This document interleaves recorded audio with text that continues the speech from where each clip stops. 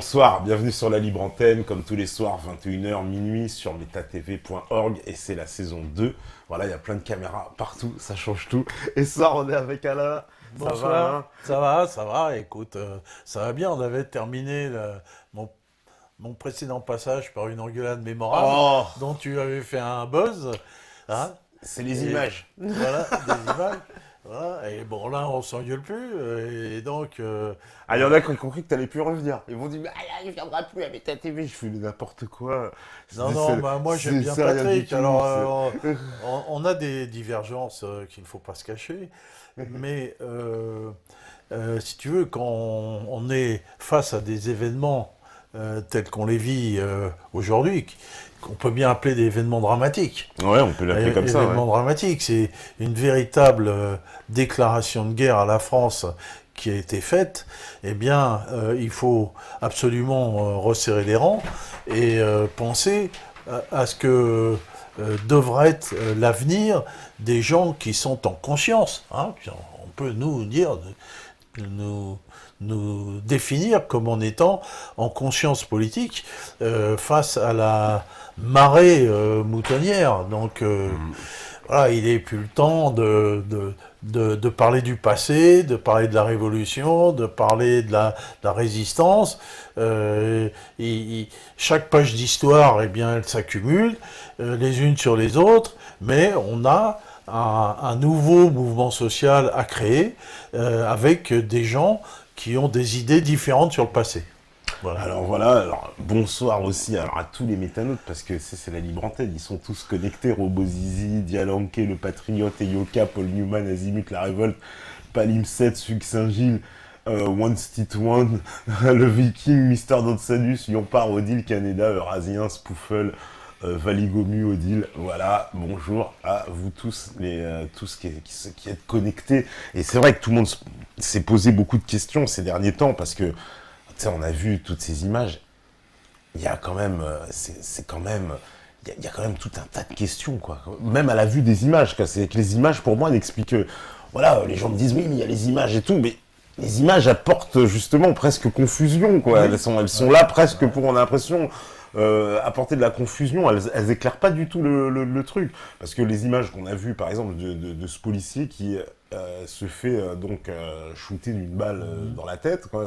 Voilà, c'est ce qu'on peut présenter comme Sur ça. la tête, ça peut Mais- pas être sur la tête. Alors, Toi, t'as vu les images, ils ont c'est dit un tout peu de suite, bizarre. alors cette affaire, mais- il l'a reçu dans la poitrine. Voilà. Bah, sur la tête, non, c'est pas possible. Sa tête aurait explosé. Elle aurait explosé, une balle de Kalachnikov, ça Voilà, laisse balle des de traces quand même. Kalachnikov, ça laisse des traces, même si les Kalachnikov modernes, mais je ne sais même pas si les pseudo-terroristes Putain. peuvent dire on en a, c'est du 5,5 et c'est plus du C'est 7,62. plus du 7,62, voilà. Voilà.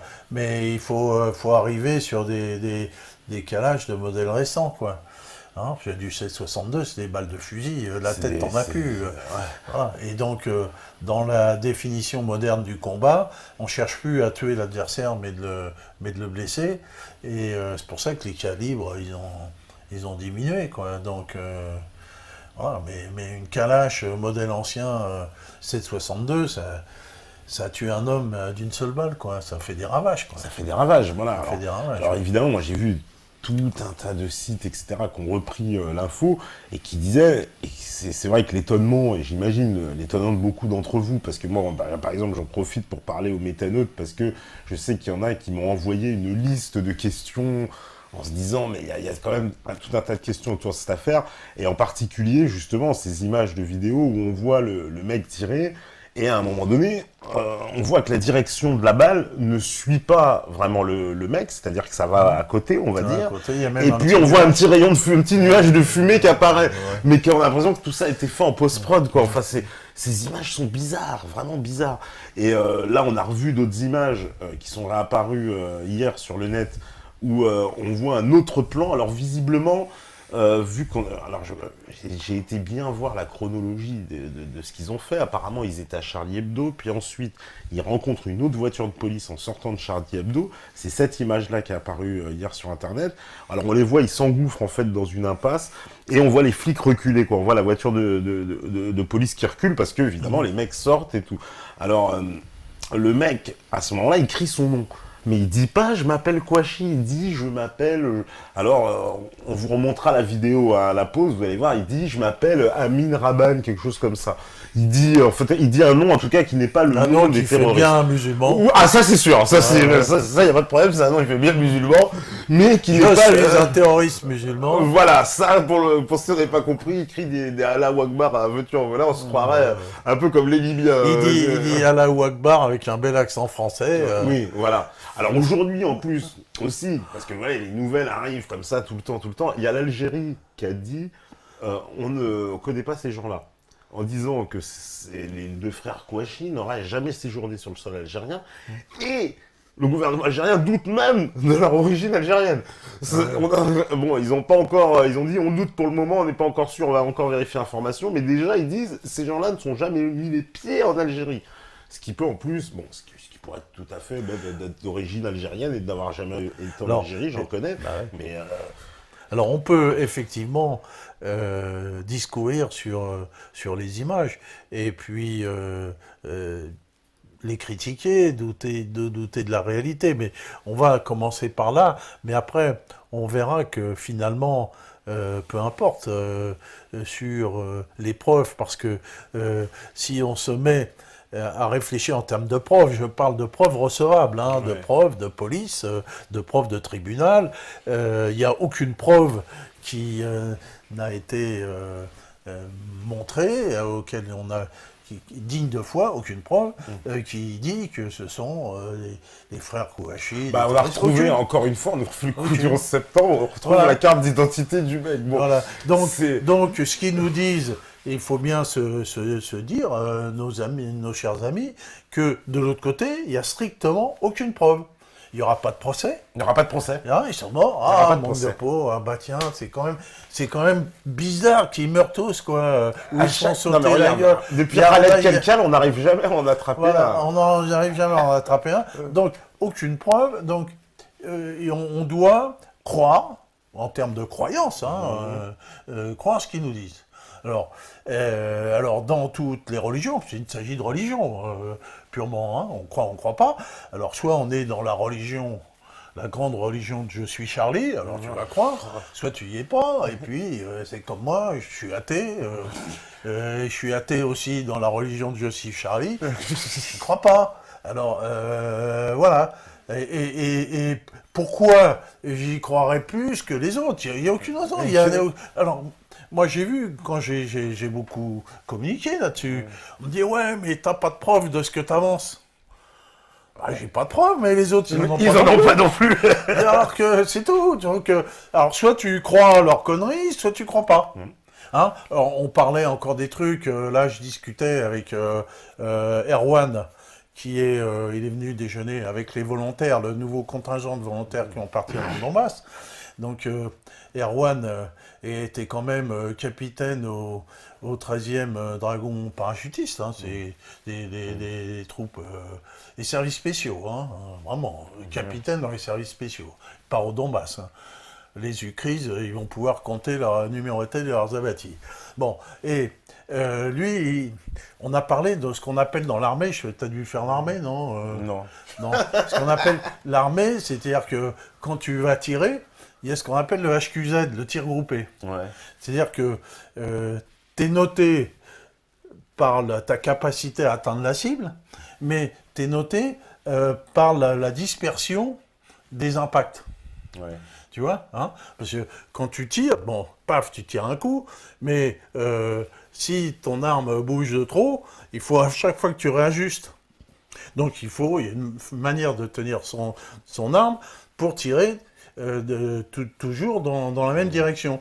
Alors il se peut que l'arme dévie un petit peu, mais à l'armée on te note pas sur le fait que tu vas atteindre la cible, mais sur ce qu'on appelle le HQZ. C'est-à-dire le fait d'avoir groupé tes impacts. Tu vois?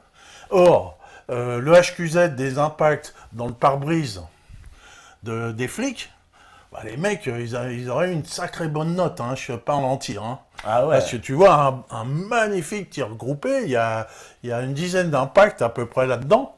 À la Kalash, quand tu vois la Kalash quand t'as tiré 3 balles, enfin moi à l'armée j'ai tiré avec la mat 49-50, tu vois le PM, Ouais. c'est à peu près le même truc. Tu tires une balle et puis Ah ouais, c'est le truc il a une. le truc il va dans tous les va sens. dans tous les sens, Donc ouais. on t'apprend à tirer, de pas aller au-delà des 3 coups. Hein, et on voit par exemple dans le Donbass, à la Kalash, les types, la plupart du temps, ils tirent au coup par coup. Ah oui, Là, ouais. tu vois, tu tires un coup, tu tires, si tu tires 3 coups, ton arme, elle a déjà bougé. Alors t'imagines, 10 coups. Bouh. Alors il y a, tu peux pas, quand t'as l'arme à l'épaule, tu vises, tu tires au coup par coup, au pire 3 coups.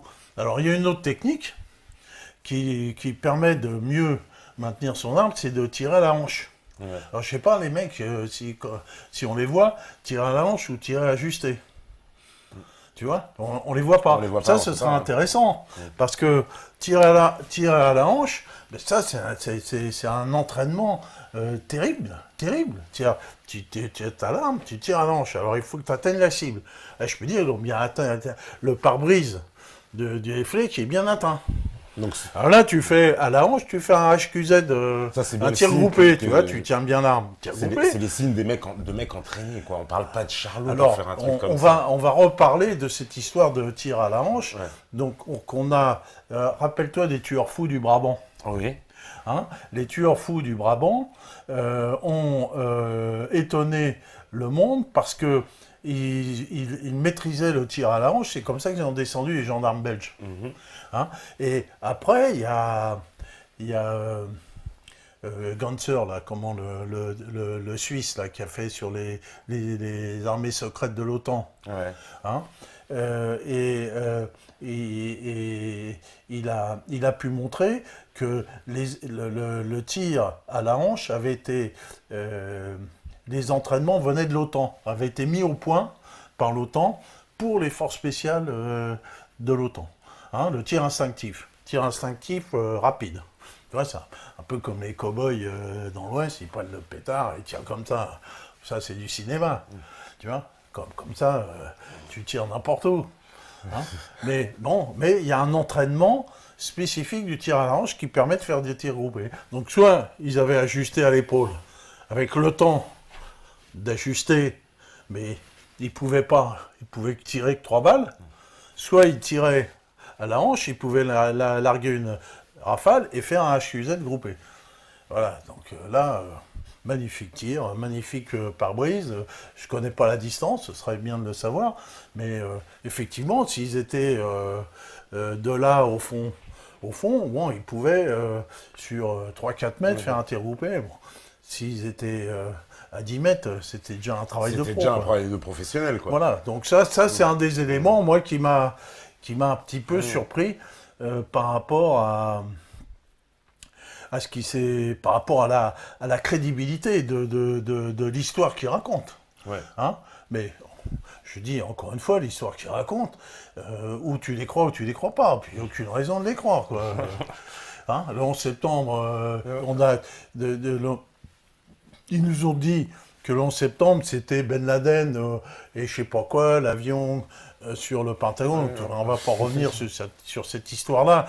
Tout a été démonté pièce par pièce par des tas de spécialistes. Hein, que ce soit l'impact sur le Pentagone, au ras du sol, Bien sûr, bien sûr. en dessous, Bah, même au niveau faut des bien trains rappeler que d'atterrissage, Thierry Messant, avec la pelouse. C'était l'un des premiers qui avait dit intact. qu'il n'y avait pas d'avion sur le Pentagone. C'est- Dès le début, il l'avait dit, on était à C'était quelques évident. mois du 11 septembre. C'était évident. Dès le début. Voilà. Bon, et puis les tours qui s'écroulent, Qui on voit s'écroulent, bien les. On les- voit bien les- que c'est de la démolition contrôlée. bien voilà, sûr, les tout le monde, explosions, on les voit, on voit les poutrelles ouais. qui mais virent à qui 100 mètres. s'éjectent à 100 mètres. Et on va nous dire, non, l'immeuble s'est effondré. Et quand je dis aux Ah gens, mais non, des poutrelles de plusieurs tonnes qui s'éjectent comme Bah ça, non, des centaines bah de voilà. mètres, comment est-ce possible? Alors là, on est dans la religion, quoi. Donc il y a des gens qui croient en l'Immaculée Conception. Bah écoute, après tout, pourquoi pas? Moi, je respecte les religions, et j'ai des amis chrétiens, mais si tu veux, les croyances dans les religions sont des croyances symboliques. Ouais. Hein, mais là, on n'est plus dans les croyances symboliques, on est dans des croyances primaires, quoi. Primaires de choses qui sont incroyables, absolument incroyables et qui sont d'une stupidité monumentale. Bah, en Au plus, point si de tu vue veux, technique, il faut croire ça. est-ce que tu vois pas aussi qu'il y a une espèce de... Alors, bon, c'est pareil, hein, c'est mon côté conspi qui dit ça, mais je vois immédiatement se mettre en place cette espèce de truc, je suis Charlie, qui est repris par tous les médias, mondialement, machin. Bon, ça ressemble à de l'opération marketing. J'ai du mal à croire en fait à la spontanéité réelle de ce Bah non. truc-là, quoi. Je n'y crois pas 2 secondes, mais pas une demi-seconde. Alors, on a vu déjà la préparation, parce que si on avait fait l'émission quelques jours avant cette affaire-là, si tu m'avais interrogé, mais même toi, je suis sûr que tu pouvais en être conscient, moi je me disais, il y a un gros truc qui se prépare. Ouais. Parce que on sait très bien, dans notre expérience d'observateur de la vie internationale et de l'impérialisme, qu'il y a des préparations de presse sur toutes les actions. On a commencé à le voir avec le réseau Voltaire, avec la Yougoslavie. Hein. Il y a des préparations de presse, comme on dit, une préparation d'artillerie. Donc la presse a des ordres à suivre, des articles à faire, suivant des ordres, un storytelling qui leur est envoyé. Et on a vu que quelques jours avant, dans la grande presse magazine, il y avait déjà des articles, des unes sur le terroriste. Hein. On voyait des femmes voilées, des trucs comme ça, que ça soit Le Point, Et puis Valeurs il y a eu ces Actuelles. faits divers qui ont précédé à jouer les tours, à voilà l'histoire du mec à Nantes, je crois aussi qui avait foncé soi-disant dans la foule à la Wagbar, l'autre dans le commissariat, dans le commissariat, puis on a appris finalement tout ça était faux, qu'il avait jamais crié à la Wagbar, il criait ah. Donc je veux bien, mais enfin ils étaient en train de l'étrangler les mecs, et après ils nous ont dit oui, il criait à la Wagbar et il criait ah, parce qu'il était en train de se faire étrangler. Bon. Non, mais tout le monde, tous les observateurs ont senti qu'il y avait quelque chose qui se préparait. Quelque chose qui se préparait. Et quand c'est venu, moi je n'étais pas surpris. Ouais, moi non plus. J'étais pas surpris. En plus, quelque part, ils en ont besoin là, ils sont... Enfin, je veux pas dire, mais le gouvernement il est au plus mal. Je veux dire, Hollande il est dans le trou du trou, on n'a jamais vu un président aussi bas. Ils ont besoin d'un truc comme ça. Même les pigeons qui lui chient dessus, alors qu'il est tout seul, il y a une foule, il y a plein de mecs. C'est presque, j'ai l'impression que c'est des signes mystiques qui sont... parce que le jour de son investiture, il pleut c'est pas comme une vache qui pisse. Quand il fait ses trucs, il se retrouve à chaque fois dans des positions, il y a la foudre, je crois que ça a battu sur son avion le même jour aussi. Là, le pigeon qui lui chie dessus, enfin vraiment, j'ai l'impression qu'on est revenu au Moyen-Âge, tu sais, les signes mystiques, tu vois, qu'il faudra interpréter. Dis pas du mal du Moyen-Âge. Ah non, bah non, je dis pas de mal, au contraire. On me dit, les images où l'on voit les journalistes sur le toit, la bande est coupée plusieurs, et pas dans le bon ordre. Par exemple, le mec avec son gilet pare-balles apparaît au début et à la fin, sauf que la fin est normale. La fin est normale, le début. Oui, mais il a raison, c'est vrai qu'il y a des images bizarres, les journalistes qui apparaissent, bon, alors après ils ont tous leur gilet pare-balles. Alors il paraît que c'est tout à fait normal. Moi, j'ai vu les journalistes à BFM parce que immédiatement ils se défendaient de ça, où les mecs disaient oui, beaucoup de gens nous disent pourquoi les mecs ils avaient leur gilet pare-balles. C'est vrai qu'on peut s'étonner de dire, mais c'est vrai que les mecs ils avaient leur gilet pare-balles direct. Et il paraît que c'est tout à fait normal dans toutes les rédactions, il y a des gilets pare-balles, les mecs les mettent et tout. Ah bon, il y a une manif, ils mettent un truc. Je sais, bah c'est ce que nous disait. Alors c'était Ravanello hein, sur iTélé qui racontait ça, pilote, je sais plus quoi, enfin. Voilà, il peut raconter ce qu'il veut. Oui, voilà, mais parce qu'il se défendait, en fait, si tu veux, de certaines contradictions de l'affaire, qui disaient, oui, sur Internet, il y a des contradictions. Alors, il y a une autre contradiction, là, je vous pose la question à vous, parce que je sais que vous êtes au cœur de l'information aussi.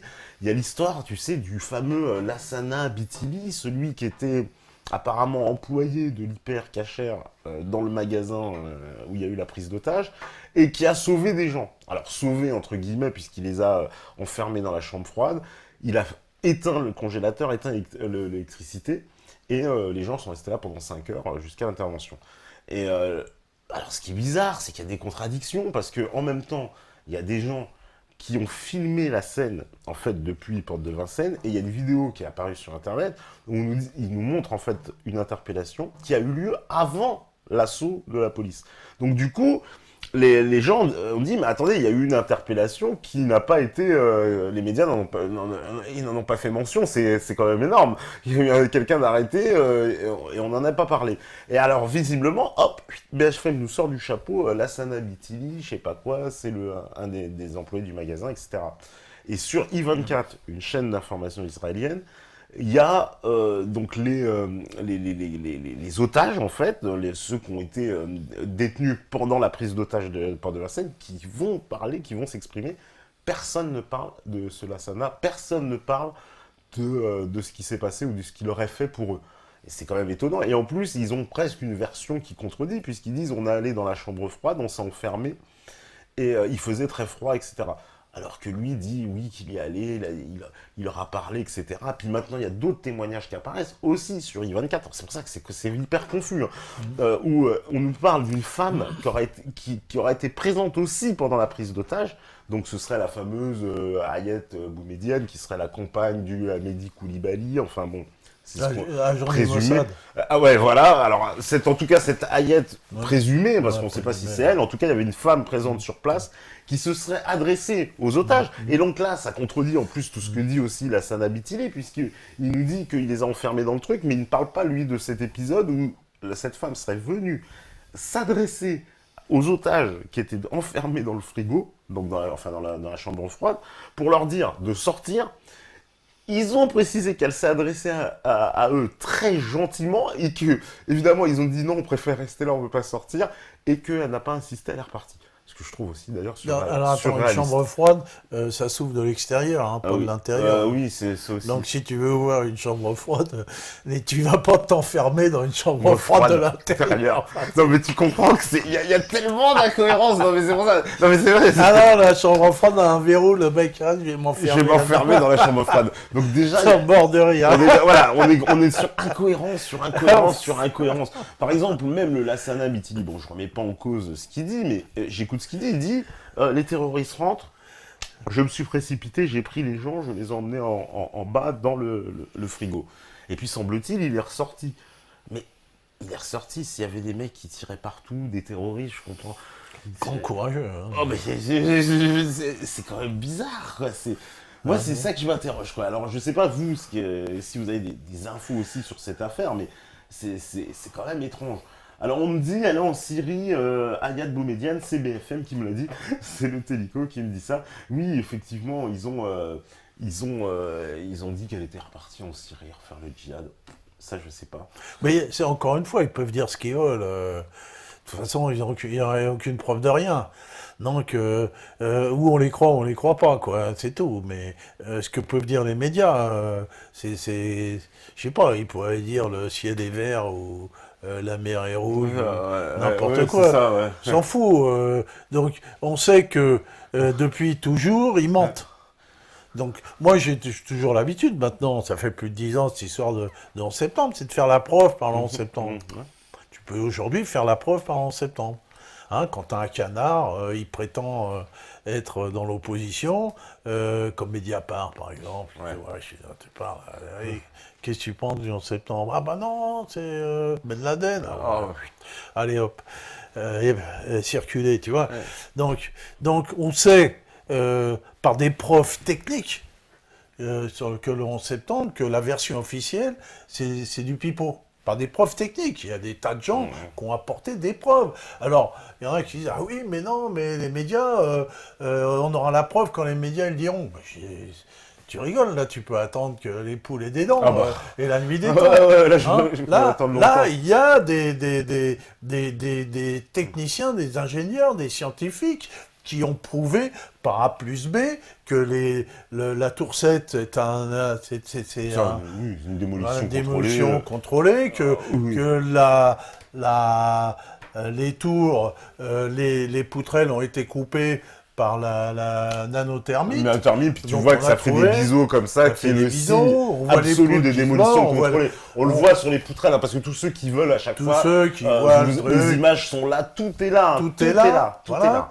On voit que l'histoire du Pentagone, c'est du pipeau. Il n'y a pas un pilote qui peut dire que réellement qu'un type il a collé son avion et puis qu'il est rentré dans 3 mètres. Ah bah, Comme dit Jean-Marie Billard, a dit les ailes, hop, ah bah tiens, elles sont pliées en arrière. Et puis tous les pilotes qui disent que voilà, l'avion qui est prétendu allait à plus de 800 km/h et qui voulait pire que du Razmok et qu'il y a tous les pilotes disent mais là il y a les lois de la physique à un moment donné qui disent là il y a la vérité si vous voulez officielle puis il y a la physique quoi, il y a les lois qu'on ne peut plus contredire, ce sont les lois de la physique. Bah ouais, puis il y a un effet de souple, hein. Il peut pas voler. Tous les à pilotes 800 km/h. ils n'ont pas trouvé un seul pilote pour affirmer que c'était possible. Pas un. Ils en ont même pas trouvé. Et puis les trains d'atterrissage, ils sortent automatiquement. Automatiquement, exactement. Et donc là, l'impact, il est au-dessus, donc il aurait fallu qu'il ne fasse par une manœuvre qui n'existe pas, que les trains d'atterrissage ne sortent pas. Donc, et puis on voit bien qu'il est rentré dans une brèche qui est largement inférieure à l'envergure de l'avion. Alors ils disent oui, mais les ailes sont repliées, mais par quel miracle les ailes se sont pliées en arrière? Quelle est l'action qui ont fait que les ailes se... Mais non, au contraire, les ailes auraient dû aller vers l'avant par l'énergie cinétique. Voilà. Et puis après, ils ont retrouvé des corps, oui, mais il n'y a pas de trace de moteur. Ah bah non, l'avion s'est évaporé. Alors les corps, ce qui est fantastique, parce que tu sais, les corps... Pas les corps, mais l'avion s'est évaporé. Alors soi-disant, les corps, ils ont retrouvé, tu sais qu'ils ont été immédiatement incinérés. Ils ont incinéré tous les corps le jour même. Ils ont incinéré les 123 corps, je sais pas quoi, de la fameuse avion. Et quand les familles, parce que c'est elles qui ont commencé, là, on dit les complotistes, mais les premiers complotistes de l'histoire, ce sont les familles de ces gens-là, justement, qui, quand elles sont allées voir le gouvernement, elles ont dit, attendez, notre fils, il est mort. Et on leur a ramené une boîte comme ça, voilà, votre fils, c'est ça. Et ils ont dit, mais comment ça? Et ils ont dit, mais c'est surréaliste.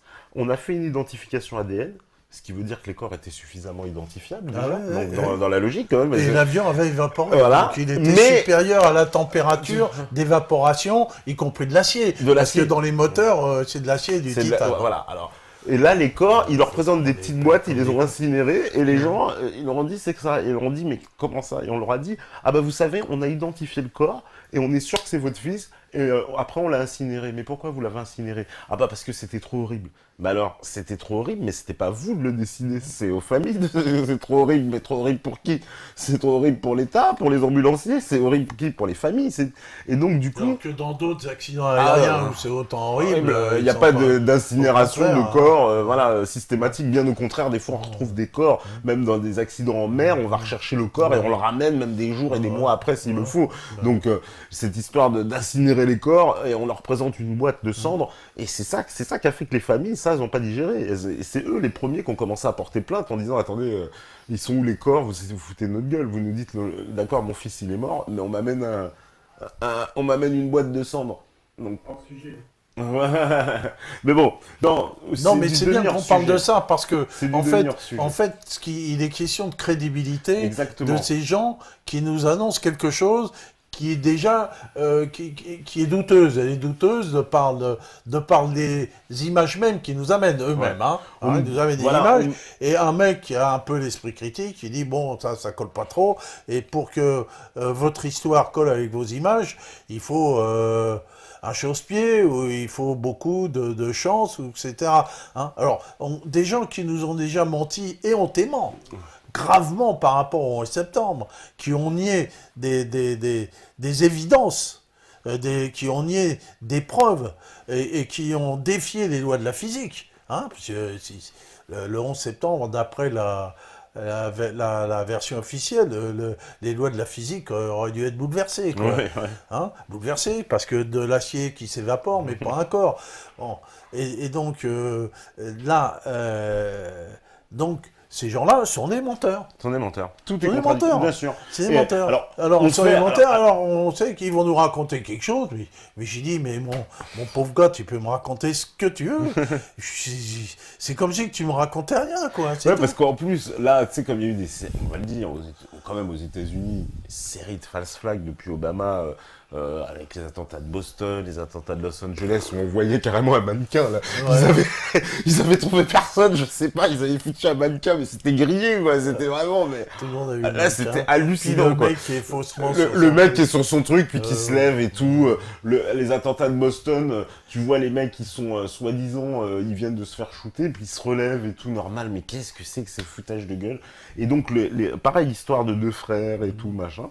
Et on voit bien qu'il y a une volonté, parce que c'est quoi la volonté politique derrière ça? Parce qu'il y a quand même, voilà, allez, on va se mettre du côté de la doxa, on va dire, vas-y, non, on n'est pas conspi, on croit ce que vous nous dites. Mais maintenant, il y a des questions de toute logique, de bon sens. À qui profite le crime? Parce qu'on voit bien que, voilà, Chacun peut faire la réponse. voilà, à qui profite le crime? Parce que le crime, il profite pas. Pas à nous, en tout cas. Ah, de nous, c'est sûr que non. Et puis, on voit bien que le profil des deux personnages qui nous est présenté, voilà, comme l'absolu parangon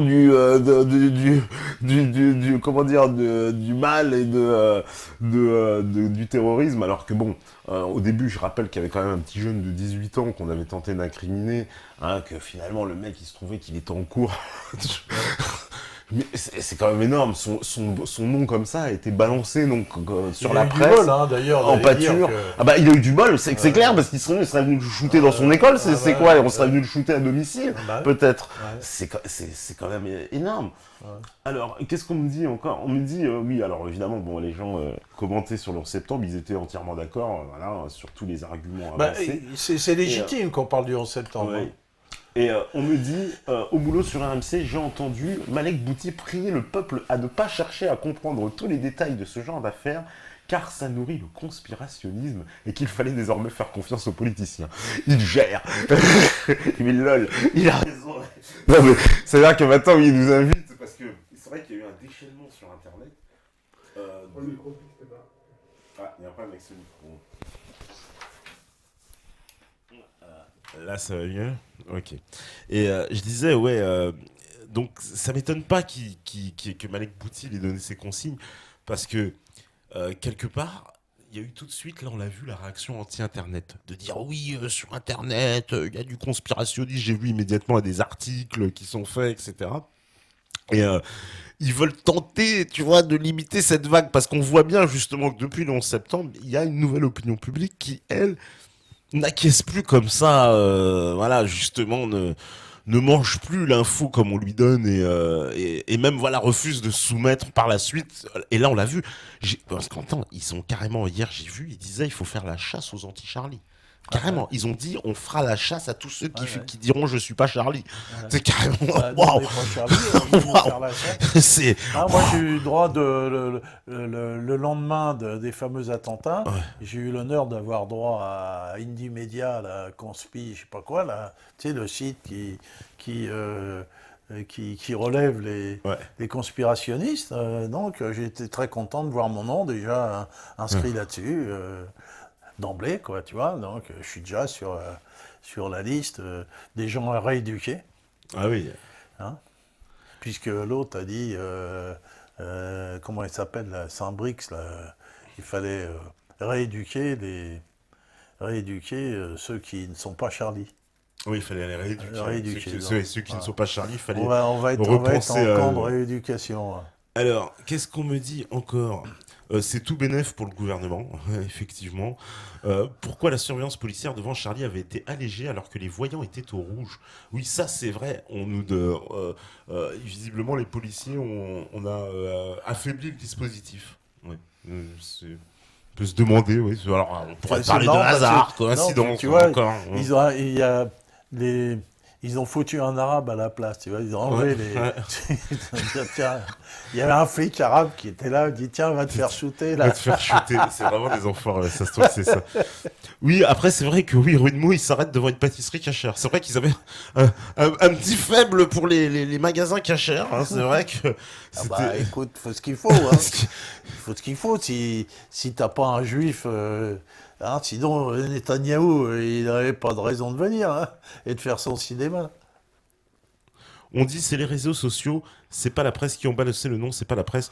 Ouais, enfin, peut-être le nom, alors son nom est arrivé, je sais pas, ouais, tu me dis par les réseaux sociaux, alors peut-être il arrive au début sur les réseaux sociaux, mais ça a bien fini ça a bien fini par la presse, hein, en tout cas, le nom du petit jeune, hein, puisque à la fin ils sont débarqués chez lui. En plus, la presse, elle a été particulièrement, dans ce cas, peu vigilante, parce que la presse n'arrêtait pas de dire oui, c'est le troisième homme, il a été identifié, on est en Non route pour chez identifié lui, par qui? on est machin, Mais qui etc. c'est qui avait identifié ces La, gens-là? la, la- Ben, on sait pas, la police. Ah ouais, mais comment identifier comment alors si ils sont gourés avec ce petit jeune et dans l'identification, et pourquoi ils se seraient pas trompés avec les autres? Il y en a qui me dit le nom du gars a été jeté en pâture par JSS News. Ah bah alors d'accord, bah encore pire. On voit bien l'opération. Si c'est vraiment eux qui ont balancé le nom au premier, mais en tout cas c'était repris partout, hein. Alors là, je veux dire, BFM, ils étaient au taquet pour reprendre le nom et nous dire oui. Ce jeune-là, la police est en cours, on va aller l'interpeller, etc., etc. Et puis ça a fini qu'on a commencé à apprendre que il était en cours. Enfin, je trouvais ça, c'est hallucinant, quoi. Je sais pas, c'est pas possible. Comment on n'a pas pu faire de méprise à ce point-là, quoi. Ou alors vraiment on n'est pas efficace. Alors, on me dit aussi, voilà, le journaliste italien Giulietto Cesa était invité de la célèbre émission talk-show de la télévision italienne La Gabbia, la cage en français, dimanche 11 janvier, soit le même jour de la grande manifestation dans les plus grandes villes de France après les attentats de Paris qui ont fait 17 morts. Son analyse détonne particulièrement lors de ce débat où il remet en cause à la fois le récit des événements qui nous a été fait et les liens de cette affaire avec la politique étrangère occidentale en Libye et en Syrie ces dernières années. Braz, oui, tout à fait, ouais, on a plein d'articles sur le site sur cette affaire, sur cette interview. C'est Giulietto Chiesa. Ouais. Ouais. Et c'est vrai que lui, il remet complètement en cause parce que Bah lui il remet en cause parce que déjà ça ça a s'inscrit, été c'est vrai, dans la politique Giulietto internationale. Chiesa a été un spécialiste du 11 septembre. Oui. Hein. Il a beaucoup communiqué là-dessus et évidemment quand tu ne crois pas à la version officielle, évidemment, comme on dit, il y a un problème de crédibilité des médias qui se pose parce que tu t'aperçois que tous ces gens-là, face à des preuves tangibles, qui sont de véritables preuves, mentent éhontément. Le mot, c'est vraiment éhontément, si tu veux, hein, avec des arguments absolument ridicules, et ils terminent par des insultes. Donc, à partir de là, toute la crédibilité des médias s'est effondrée. Puis on les a aussi vus dans les sondages, quoi. Les gens, ils ont du mal à croire ça. Alors, il a fallu aussi un petit peu remonter tout ça.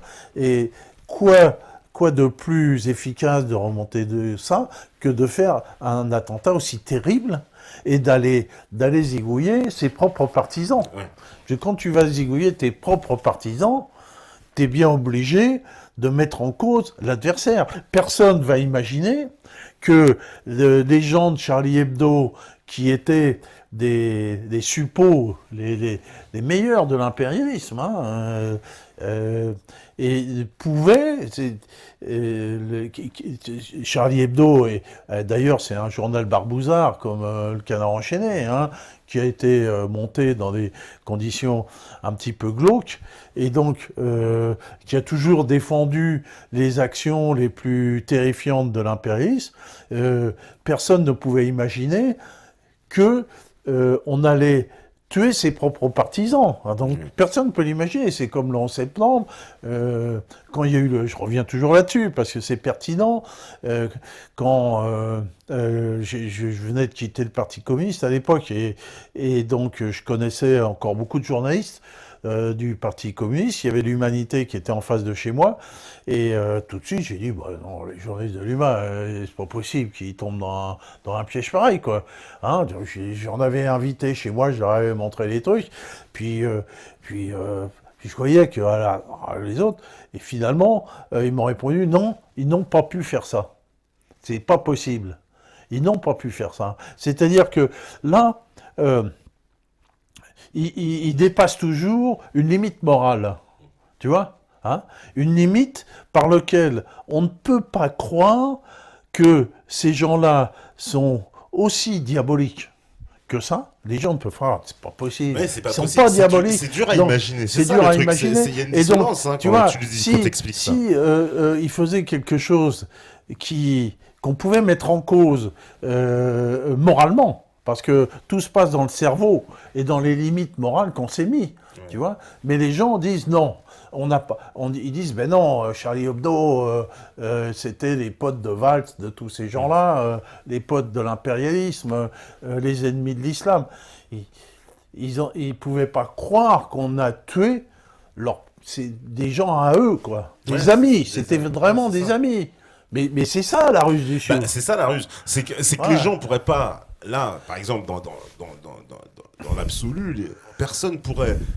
Enfin, personne, si, il y en a qui l'imaginent. Mais justement, la majorité des gens ont beaucoup de mal à pouvoir concevoir, de se dire que l'État français pourrait avoir une complicité ou être, et ça aussi, c'est ce qu'expliquait Thierry, j'ai vu dans un article, qui dit que la France, pour lui, elle a subi une attaque extérieure. Il pense à une attaque venue de l'extérieur qui vise à nous soumettre quelque part et à nous faire basculer, parce que clairement, cette attaque, elle nous fait basculer un peu plus vers le choc des civilisations, un peu plus vers une guerre civile, on va dire, communautaire en France, un peu plus dans la vassalisation américaine, justement à l'impérialisme américain, puisque finalement, ça conforte la politique étrangère américaine, ça conforte les idées que les Américains défendent depuis le 11 septembre.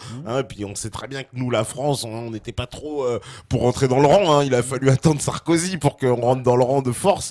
Mais je veux dire, avant, on était plutôt réfractaires.